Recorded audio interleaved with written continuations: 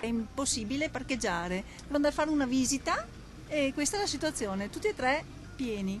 Un disastro, guardi, è una cosa impossibile, veramente, perché per trovare un posto si gira ore, no? 10 minuti, ore. I vigili chi qua, chi te tende come non so cosa. Comunque è un disastro, veramente. Voci dalla quotidiana odissea degli utenti dell'ospedale di Treviso per riuscire a parcheggiare e recarsi al Cafoncello. Se pazienza e fortuna sono sufficienti il pomeriggio sera, è l'orario mattutino, quello di maggior afflusso per visite ed esami, a rendere davvero ardua la sosta. È un problema da risolvere, i parcheggi sono sempre un problema. È mezz'ora che giro perché il parcheggio a quest'ora in maniera particolare è quasi problematico al 100%. E anche questa mattina mezz'ora per girare per trovare un parcheggio dalle 9:30 alle 10.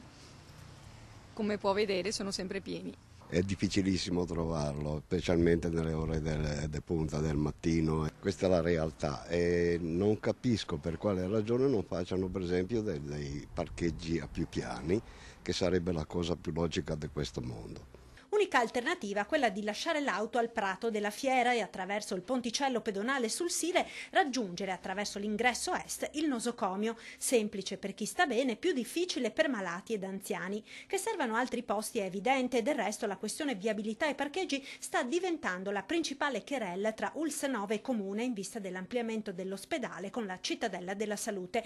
I 1000 posti promessi dall'ULSS servirebbero infatti già ora, figuriamoci cosa potrebbe accadere con l'ampliamento. Una soluzione, ribadisce l'assessore alla viabilità Grigoletto, va trovata con l'ULSS, anche perché gli studi sui flussi hanno dimostrato che quasi la metà delle auto è dei dipendenti dell'azienda sanitaria.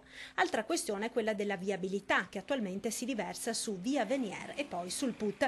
Al vaglio varie ipotesi, tra queste anche quella di realizzare un nuovo ponte sul Sile che colleghi viale 4 novembre a via Marchesan. Ipotesi tutta da valutare perché in ballo ci sono i costi assai onerosi e l'impatto ambientale sul fiume Sile.